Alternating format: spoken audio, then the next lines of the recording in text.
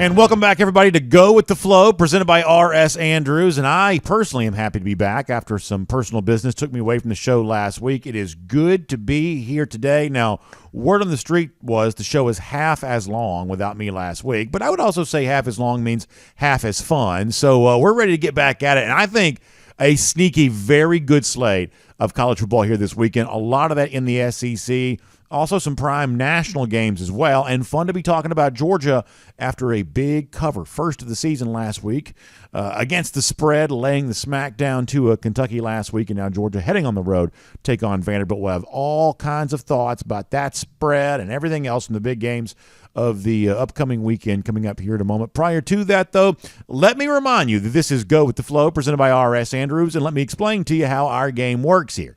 In just a moment, the entire crew from Dog Nation. That's Mike Griffith and Jeff Sintel and Connor Riley and, of course, me, Dog Nation daily listeners and viewers. They're invited to share their thoughts there as well. We will make our picks for some of the biggest games of the weekend. After that, a consensus is formed. And then our guy, Dari Payro from R.S. Andrews, who's been doing this and doing it well for years here on our show, he will be asked to say, does he want to go with the flow and join the consensus, or does he want to go against that with his own pick? And at that point in time, we'll all be sharing our thoughts about how we expect all of the top games this weekend to play out from a point spread perspective. Now, a little bit of a losing streak of sorts for our crew here as of late. The overall record's not looking as good as they once did. At least that's true for me. Currently at the top of the standings with a winning record, but not by much here.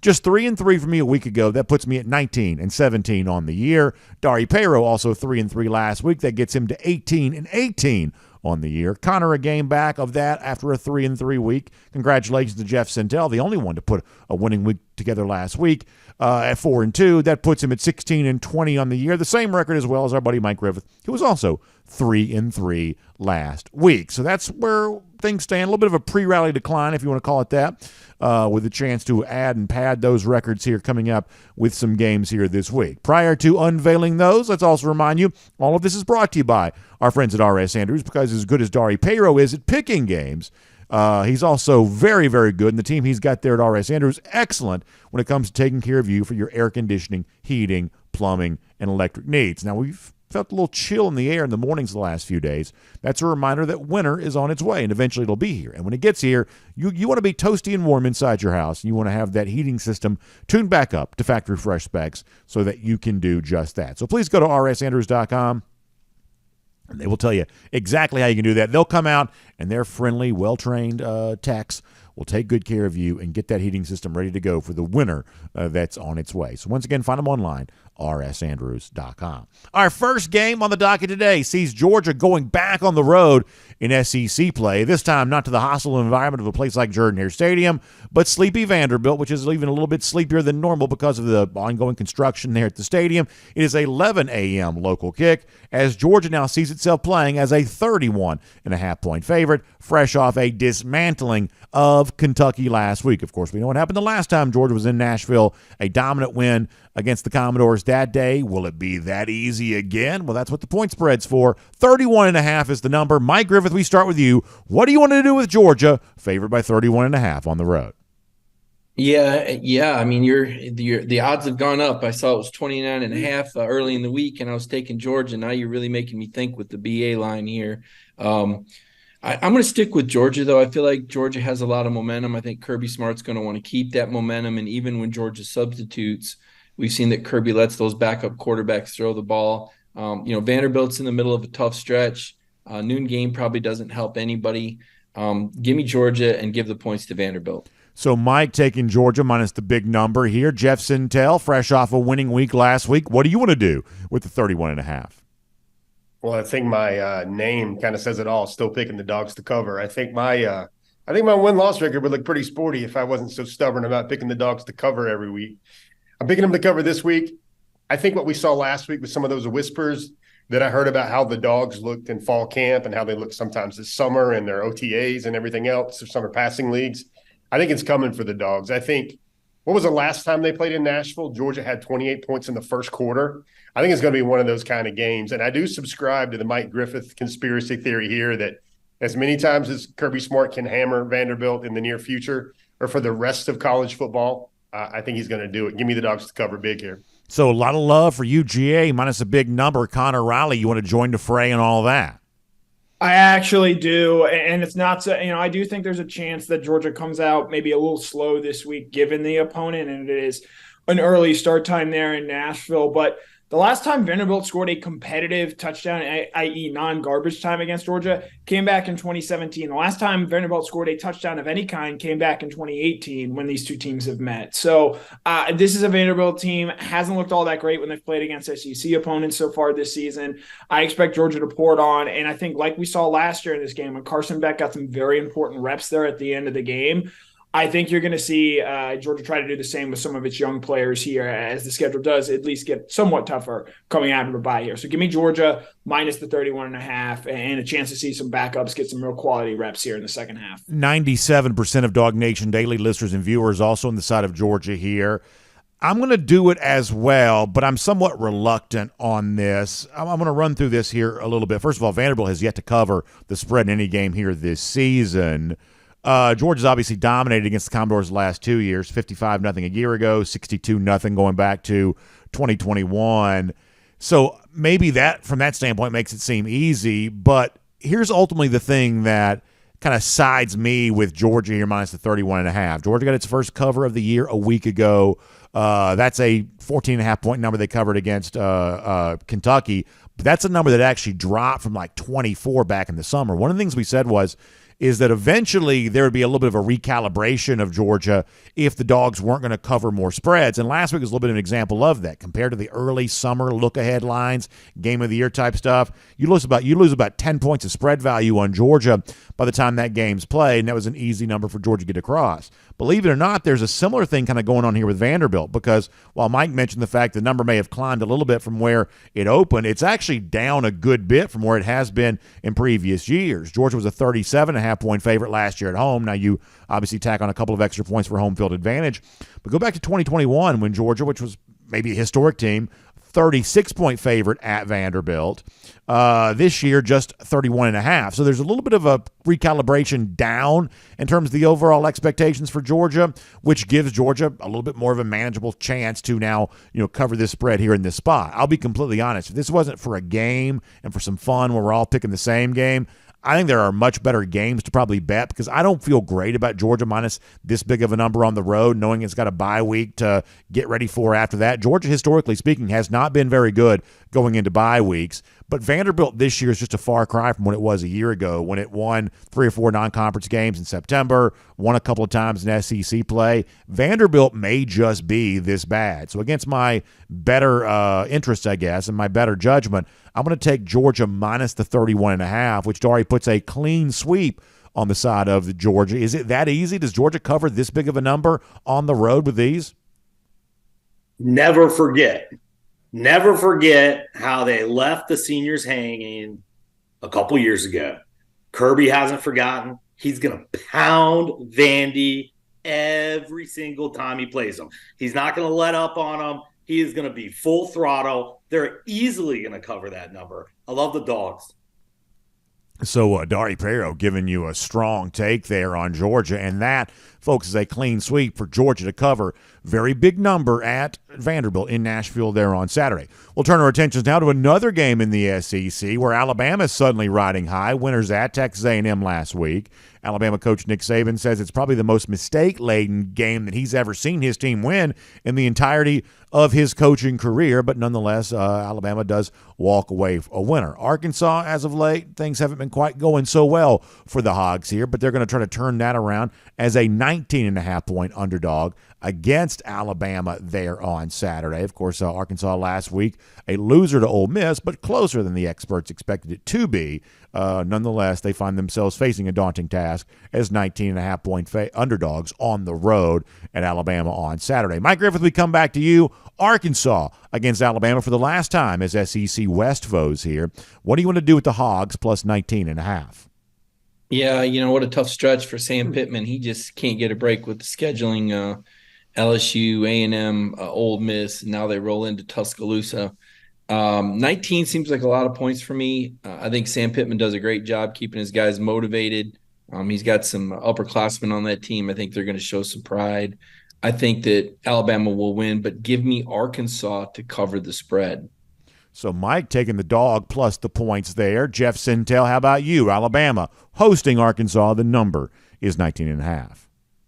Yeah, that's a sneaky number for me. I kind of agree with a lot of the things Mike's saying there. I think Arkansas can try and rally and try to put together something respectable, but I think Alabama's getting well. I don't know they're going to get old school Alabama, old times Alabama, but I think they're going to continue to play a little bit better as the week goes along. So I'm going to lay these points here and give me the Tide. So Jeff splits the decision there, going on the side of Alabama. Connor, how about for you? 19.5, Alabama. Do they stay hot here?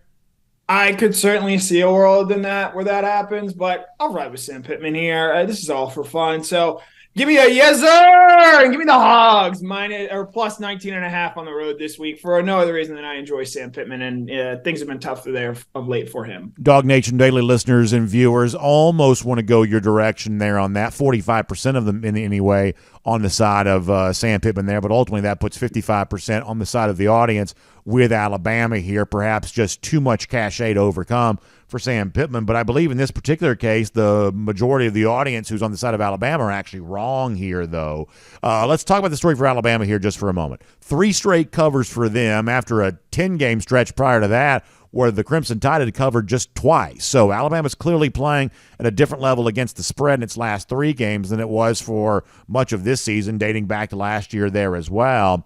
But I believe when you listen to what Nick Saban said about how Alabama won a week ago, and you realize kind of the very conservative-oriented Jimbo Fisher that aided that win by Alabama, perhaps there's a little bit of a heat check in store here for this week. I don't expect Arkansas to win the game. I certainly don't.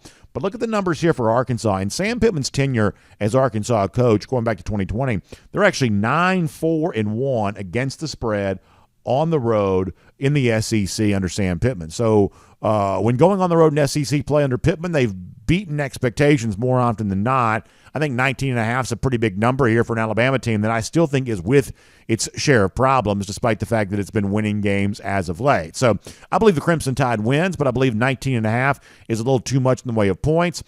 This is a little bit of a heat check, I think, for the Crimson Tide. So I'll take Arkansas here, there as well. That puts the flow now, believe it or not, on the side of Arkansas here, too. Dar, you want to go with the flow and take the Hogs?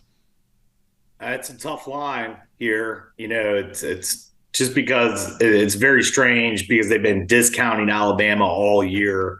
And now they kind of put it back up to what we're kind of accustomed to, Alabama-type point spread.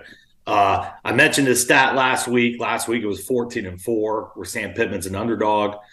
It's now 15-4 because he covered last week. I like this to go to 16-4. So I'm going to take the Razorbacks here to cover that 19.5. Okay, there you go. So a little bit of love for Arkansas. It's one of the things I love about our show is when you start surveying folks, you kind of find out there's a little bit of movement in a direction you perhaps would not have anticipated. But the majority of the folks that we've just talked to kind of like Arkansas here plus the points. That makes that a little bit more fun than perhaps you would have thought. Another very interesting game in the SEC sees 2 teams perhaps on slightly different courses here right now. It is Texas A&M fresh off a loss that absolutely was in a winnable situation last week against Alabama, which would have been, I think, arguably the most significant win of the Jimbo Fisher era there with the Aggies, perhaps even more so than the win they got against Alabama in 2021. But ultimately, it was not to be in front of a raucous crowd at Kyle Field here last week. And yet, for Tennessee, things seem to be getting better. Shaking off the loss to Florida to blow out South Carolina, getting revenge for a Gamecock win a year ago. Tennessee had the week off last week. Gets ready to host Texas A&M here right now in a game a lot of us have had circled since before the season began. The Volunteers see themselves at home right now as 3.5-point favorites against Texas A&M, who travels into SEC East territory here. Mike, you know Knoxville well. What do you want to do with Tennessee minus 3.5? Yeah, you're right. BA, this is an intriguing matchup. Could go either way. You almost wish you knew who the officials were going to be and how close they were going to call pass interference and holding, because it could come down to those things. Those are the things that the folks in Las Vegas know that we don't know. And you know, and it's also a gut check for A&M, right? I mean, they've had a tough loss and an emotional game at home, and you wonder what's going on in that locker room. Last year's team kind of came apart in moments like this.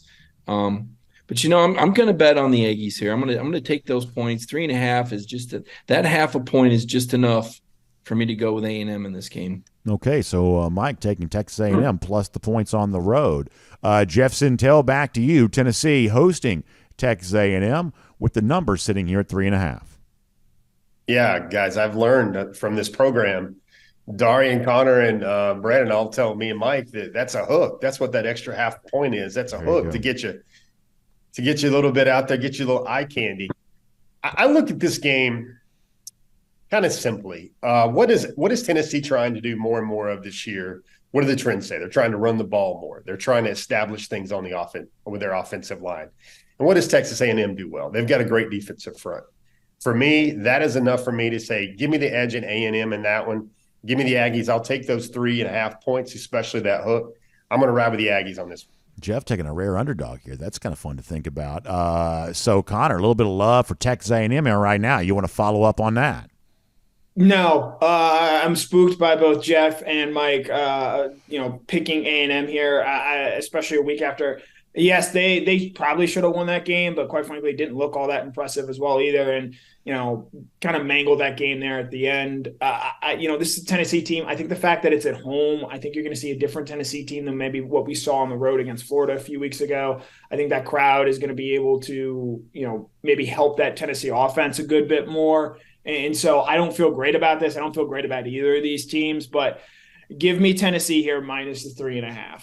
71% of Dog Nation Daily listeners and viewers with Connor there on Tennessee when it comes to that. And this is one of those things in which I think if you polled even more people than we're polling here right now as part of Go With The Flow, a lot of folks that kind of watch college football closely, I think there's a pretty big perception gap in terms of how people view these two teams versus what reality actually suggests. I think most people think that Tennessee is a better team and right now a better program than Texas A&M.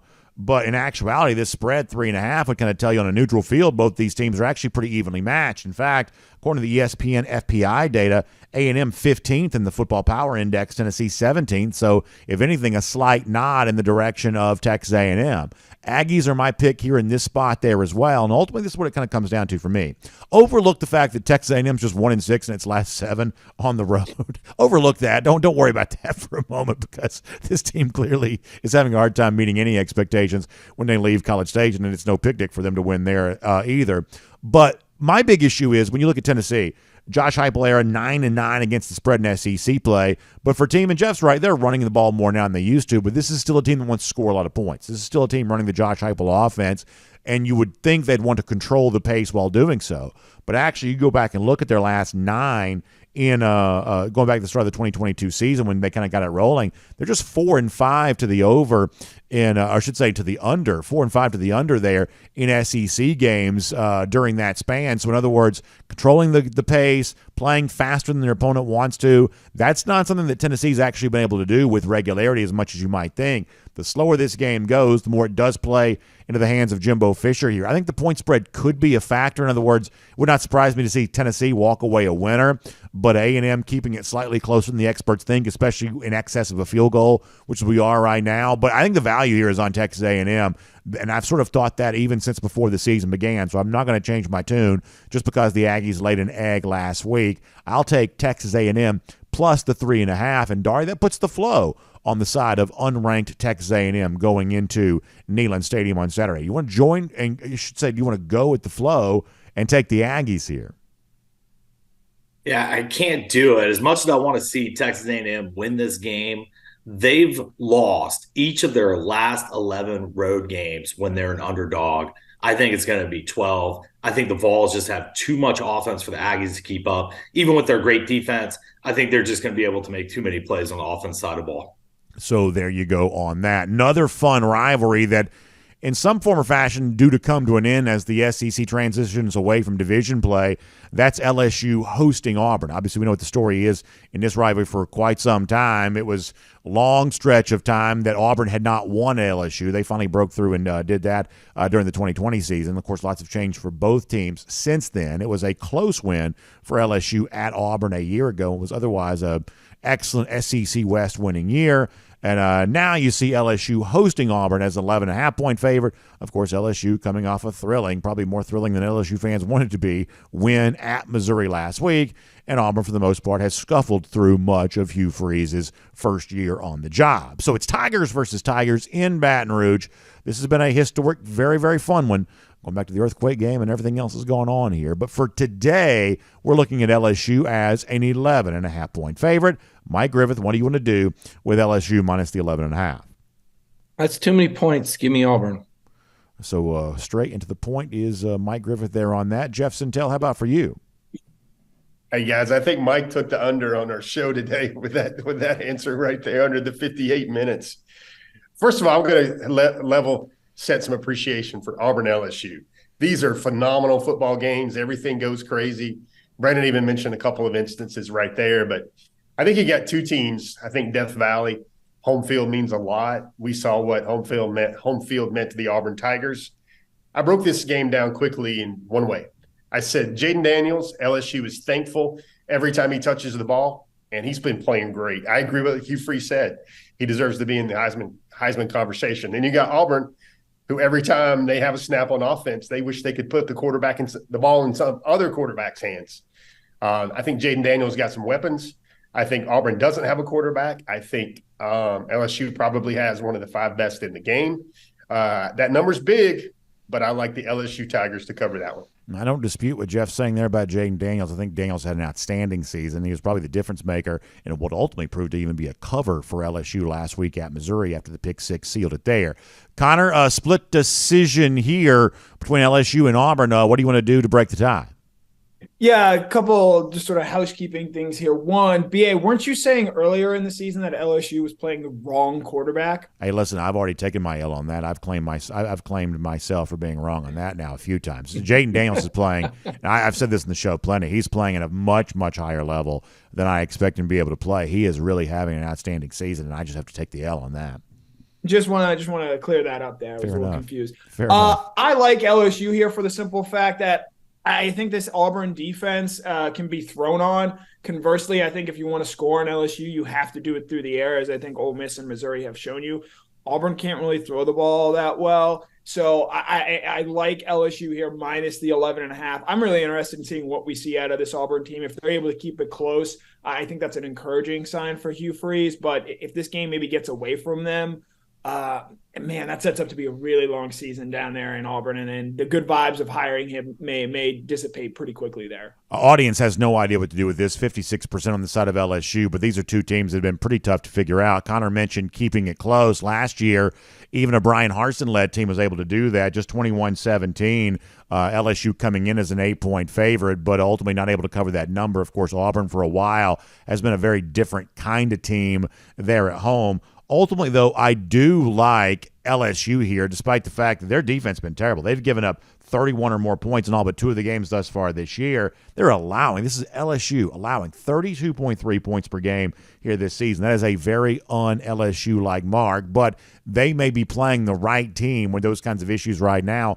Auburn just 11th in the SEC in scoring per game at 29.6 points per game, and Connor kind of touched on this, and sometimes the evaluation can be simple. The thing that LSU is vulnerable to, Auburn just can't do. Auburn cannot throw the ball really seemingly at all.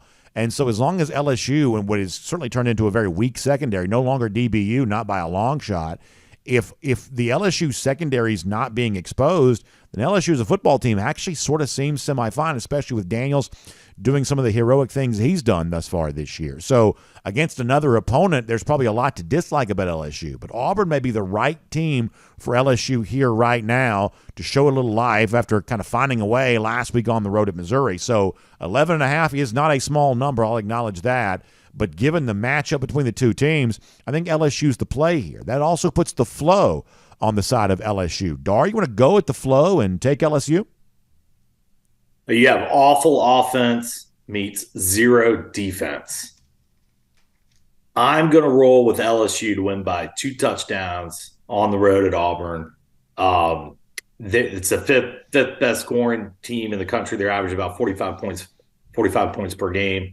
I just don't see how Auburn's going to put up enough firepower and points on the board. And keep in mind as well, in what might be an otherwise lost season for LSU, if they can rack up stats for Jaden Daniels, at least that gives them a chance to kind of count something as a success. And if Alabama were to stumble, then all of a sudden LSU can also still get back in the SEC West race. We're one bad Bama performance away from the SEC West kind of being sort of thrown back into turmoil again. So at least keep that in the corner of your eye as you watch this there on Saturday. We'll step outside of SEC play here right now for a couple of games nationally, and I think it's actually kind of a fun slate outside of the SEC here this week. The Pac-12, of course, has been phenomenal in what is its final season of play, and the best game that league can give us, it gives us on Saturday in Seattle as Washington hosts Oregon. Great rivalry throughout the years and really the decades, and a very good game on tap for this Saturday there as well. Kalen DeBoer and the Huskies have been outstanding. Another Heisman Trophy candidate quarterback is Michael Penix there, but Oregon, statistically and very quietly, has put together a very dominant first half there as well. Everybody saw them kicking around Colorado, but they've done more than just that this year, and they travel to Seattle as a 3-point underdog there on Saturday. Mike, it's Oregon and Washington. What do you want to do with this one out in the Pac-12? Yeah, great stat here. Washington 1-7 against the spread in their last 8 games against Oregon at home. Really makes you want to lean hard towards Oregon. And I do think it's a great Oregon team, and I am bought in on Dan Lanning. But, I think Michael Penix is a really special player. I think he's going to win the Heisman Trophy this year. I think that the Huskies were able to win last year in Eugene. And so I'm going to take Washington to beat Oregon and cover the spread. So Mike on the side of Washington there. Jeff Sintel, how about for you? The number sits at 3. Yeah, I'm a huge Penix fan. I saw him at the Elite 11 this year. And guys, when I tell you the guy had easy gas, I mean, he would flick the wrist. It didn't like he would break an ounce of sweat and the ball would go 55, 60 yards in the air on a dime. We all saw what he did prior to his transfer to Washington. But I just don't think he's got enough pieces. I like Oregon here in this one. I like Oregon a lot.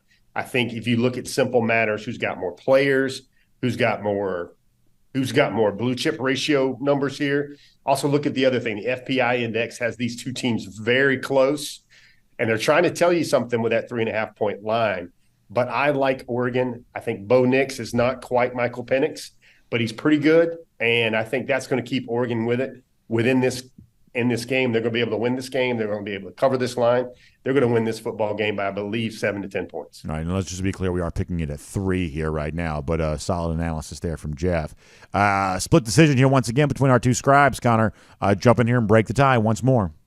Man, with the way Jeff was setting that up, I was worried that I was going to maybe have to go against what I wanted to do here. But when he says that Michael Penix and Washington don't have enough players, I thoroughly disagree with that. They have multiple very talented wide receivers. Rome News is going to be a first-round pick. Jalen McMillan is a stud. They've got guys that can really stretch the field. I know Penix deserves a lot of credit there. That wide receiver room that Kalen DeBoer has put together is loaded. So I will point out that this is, and granted, yes, Oregon is the best team Washington has played, but in the one game Oregon really went on the road and played a quality opponent. Yes, that final score says 38-30. They really struggled on the road against Texas Tech earlier in the season. And I know Dari's already going to fade me and pick against me here, but give me the Huskies here. I like them in this spot. I like that home atmosphere. 3:30 kick, ABC, going to be a big-time game. Give me Michael Penix, Rome News, Jalen McMillan, and the Washington Huskies, -3. Dog Nation daily listeners and viewers on the other side showing some loyalty to Dan Lanning to the tune of 86%. Perhaps that's not a surprise. I'm on Oregon there as well. Let me give you like a quick 3 reasons why. First of all, it's going to be a very loud environment Saturday. This stadium there in Seattle, right there in the water, beautiful environment, but also traditionally pretty loud and pretty raucous. I expect that to be the case here once again. But that actually hasn't helped Washington as much as you might think from a point spread perspective. Just 3-3 in their last 6 against the spread at home. And if you want to go back to a year ago, similar spot as a 4.5-point favorite against Oregon State, Huskies won the game but did fail to cover the number. So keep that in mind as a possible comp there. Here's the other thing, and maybe I'm making too much of this, but I think it matters to me. Look at the background of these two coaches. Kalen DeBoer, before coming to Washington, at Indiana, at Fresno State. By comparison, Dan Lanning, defensive coordinator at Georgia. A lot of stops in the SEC. I think that Lanning's got more, I would say, experience in these kinds of games than DeBoer does just based on his background. There's certainly been no problem with Lanning as an in-game coach since becoming a head man there at a very young age. Now, beyond that, here's the other thing. Say what you want about Michael Penix, and I think that Penix has had a terrific year. I think he's been a fun player to watch going back to his time in Indiana. But the story here for me right now may be Bo Nix and the old caricature of, oh, be careful about road Bo when Bo Nix goes on the road. The truth is that hasn't been quite as problematic this year as it's been in the past. Yes, he does have a smaller completion percentage, 77.6 compared to 82.8, and he's throwing for fewer yards per attempt, 8.5 compared to 9.3, and he's also thrown less touchdowns, 6 touchdowns on the road compared to 9 playing there at home. But here's the thing. There are no interceptions for Nix as of yet on the road. In other words, I think Oregon now trusts him in this spot the way that Bo Nix's previous coaches perhaps did not trust him in games like this. In fact, you've even seen some sort of like stealth Heisman-y type stuff from Oregon as it relates to Bo Nix here right now. I think that Nix might be, and these are famous last words, of course, but I think that Nix might be able to kind of keep pace with Penix, okay, at least enough for Oregon to keep it within the number there on Saturday. I think it's probably more fun to be on the side of Oregon here in this spot, but I also think it's potentially the right side there as well. I like Oregon plus the 3 against Washington. Keep in mind, right now, Georgia, one of only 2 teams in the country to be top 10 in scoring, top 10 in points allowed, top 10 in yards per play, top 10 in yards per play allowed. The other team to Georgia in the top 10 of all 4 of those categories is the Oregon Ducks. I like Oregon plus the 3 here. That puts the flow on the side of Oregon as well. Dar, you want to go with the flow and take the Ducks?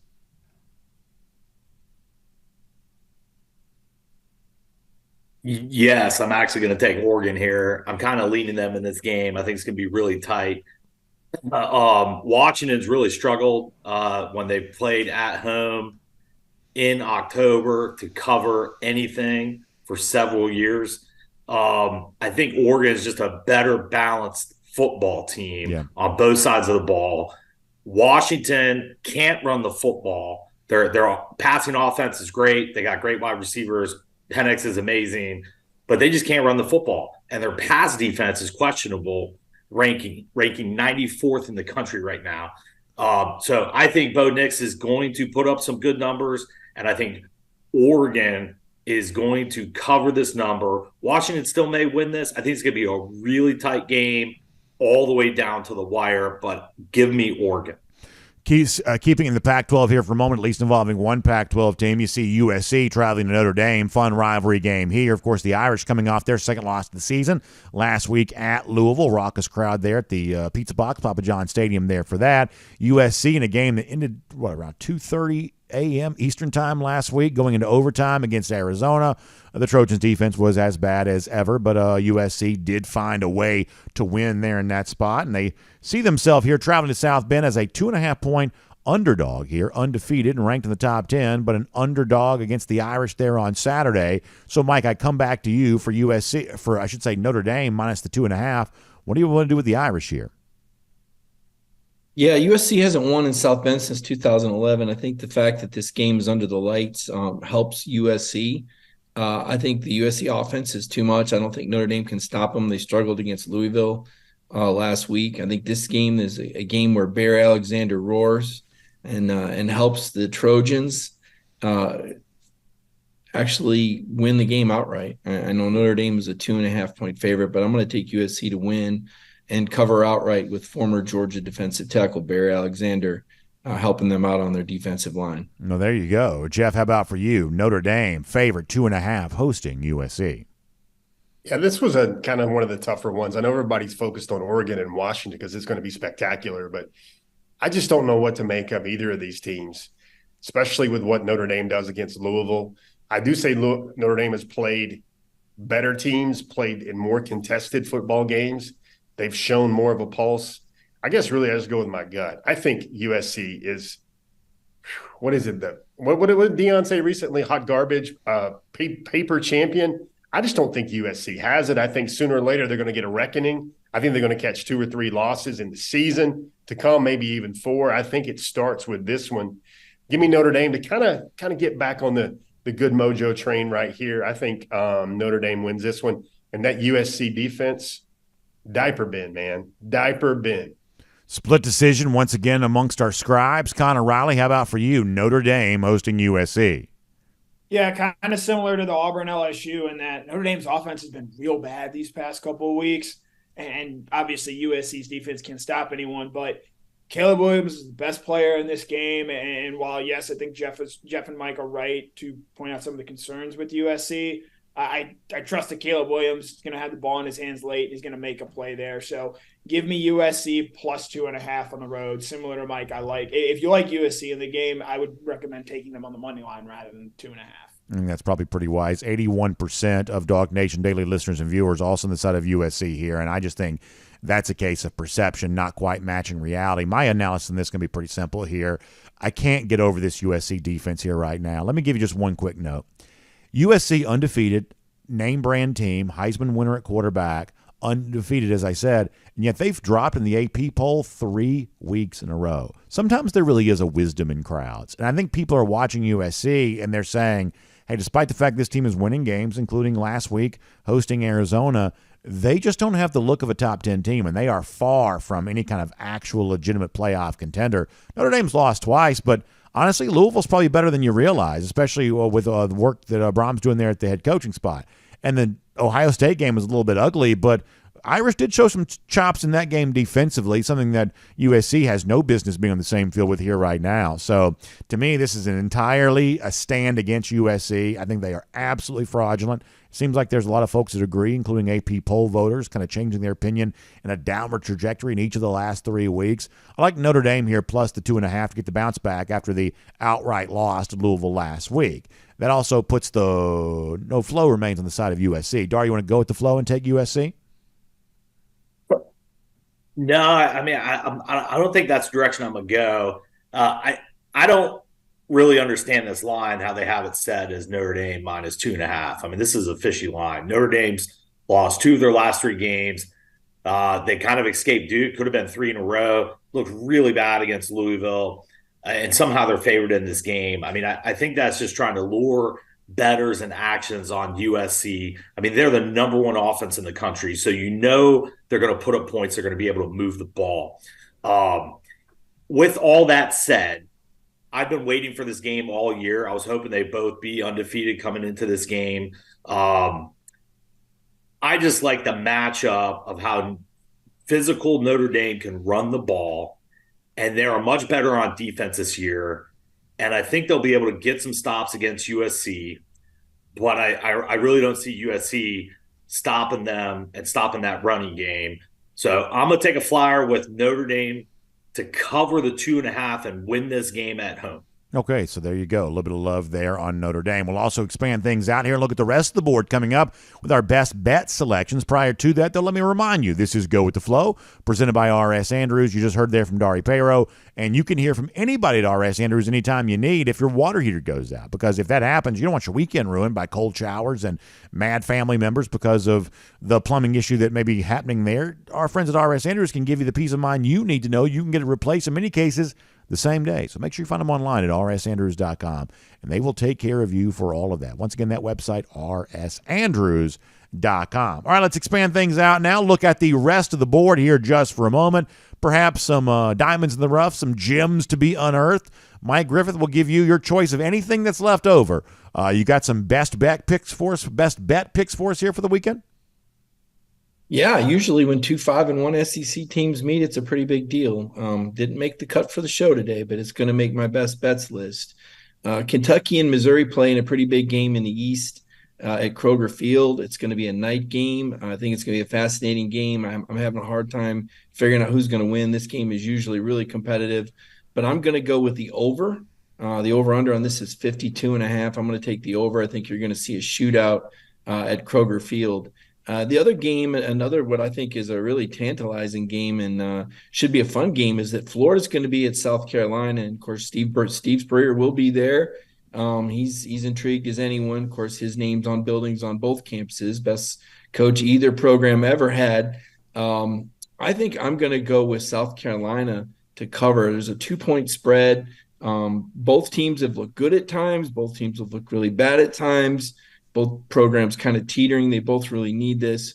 I think Billy Napier, I will say that he was talking about the importance of sleep this week on the teleconference. They were doing sleep studies there in Gainesville to make sure the Gators are getting that sounds pretty desperate. So give me the Gamecocks to deliver a wake-up call. to all the Florida fans that they need to change their coach sooner than later. I'm going to take South Carolina to cover a 2.5-point spread. I certainly agree. There are a lot of very intriguing SEC games that we weren't able to pick here this week, and I did have Missouri, Kentucky on my best bet board, but ultimately I scratched it off because I didn't quite have the guts to pull the trigger on the pick that I wanted to make there. But you are right.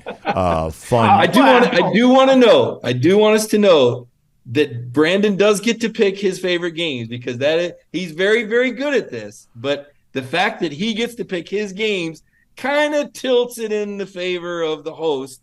But he does such a good job giving us information that I'm on board with that because I learn something every time I'm a part of this show. Well, I'm not an autocrat. We're always open to suggestions around here at the very least. But nonetheless, good picks there from Mike Griffith. Jeff Sintel, how about for you? You got some best bet for us here today?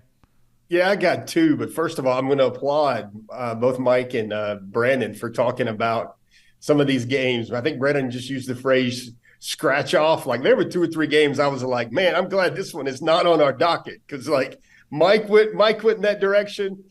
He picked it over under on Missouri, Kentucky. I'd be curious to see what he thought would eventually happen in that football game. I'll tell you, Jeff, I don't hate the over in that spot. Ultimately, that's a stay away from me. I mean, what I really want to do is pull the trigger on Missouri, but I'm not going to. I just don't have the guts to do that. But I don't hate the over right there either. Kentucky coming back home. You know, Missouri's been scoring some points. But the point is, I don't hate Mike's pick on that. I really don't. And, you know, obviously I'm kidding here, but I wish there was a line about what's the odds of the losing coach in Missouri, Kentucky complaining about NIL in that one. What's going to happen there?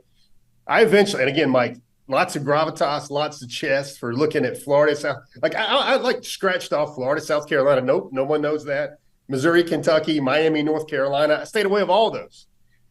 I found some pretty safe water here. Give me the over in Georgia versus Vanderbilt. I think the over-under, I found it at 57. Dogs might score 57 on their own.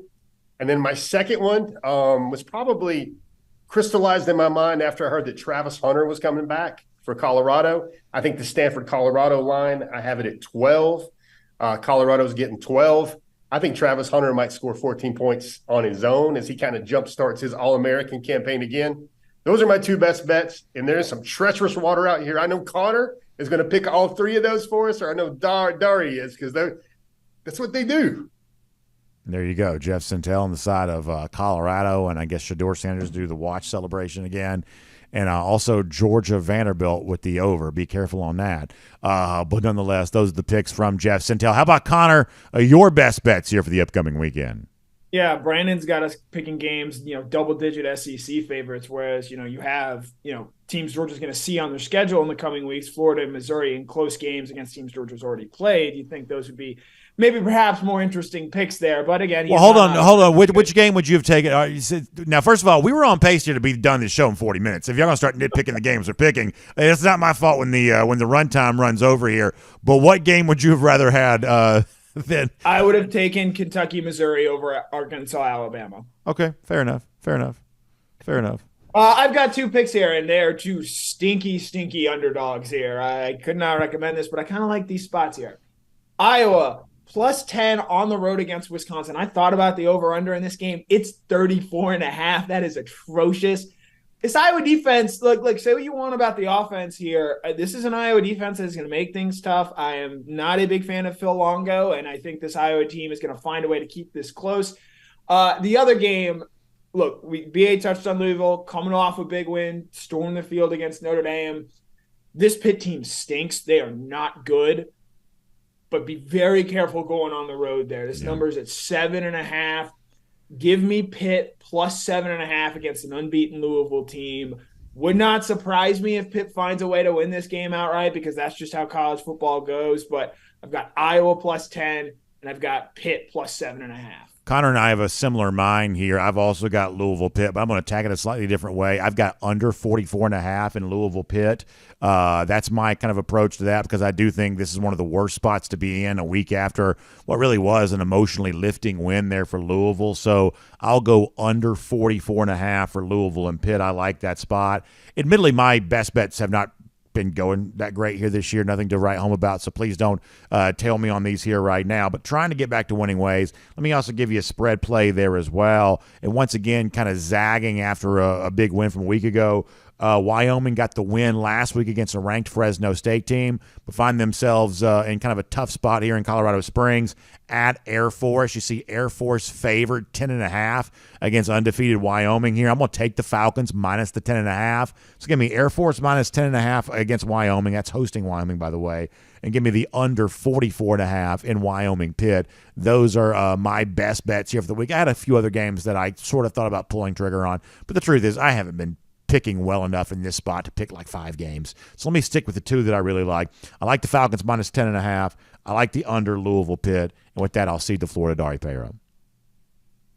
I just want to say, I think I was the only one that took Missouri last week and got completely hosed with that pick 6 at the end. All-time bad beat. You're fair. That's fair to say that. All-time bad beat. Yep. Would have been a big shift in the standings right there, just on that one pick right there. But this week, I like the midshipmen. I like Navy minus 3. They're playing Charlotte. That's my lock. That 2 other games I was eyeballing is actually the under in that Iowa-Wisconsin game at 34.5. I like the under in that. It's not a lot of points, but I just think there's not going to be a lot of points in that game. And the Thursday night game, which, when this airs will already be over, we'll see if I hit that. I like the over in the West Virginia game at 49.5. I think there's going to be a lot of points in that game. All right, fun stuff. Good stuff. Well, best of luck to everybody else with your picks here this weekend. And obviously, you can follow us and laugh at me when I get them wrong because, well, seems like sometimes that is the case. But we'll see if we can start stacking up a few wins here. And we hope that you do the same with your picks there as well. And we'll look forward to talking to you again next week at this same time for Go With The Flow, presented by R.S. Andrews. We'll talk to you then, everybody.